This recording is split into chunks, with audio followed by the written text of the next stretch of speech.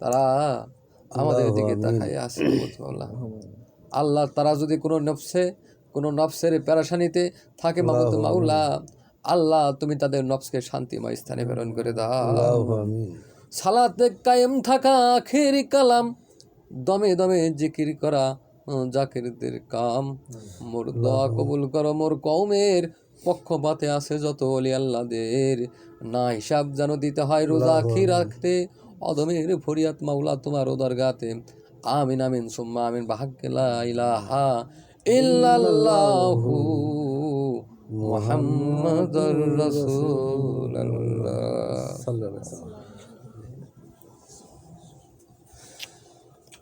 আসসালামু আলাইকুম রাহমাতুল্লাহি ওয়া বারাকাতুহু। যাই হোক, আজকে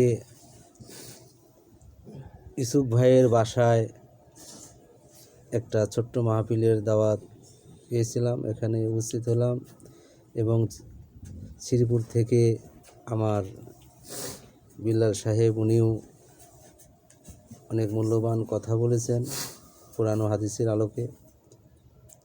আমার আর এক ভাইও উপস্থিত হয়েছেন।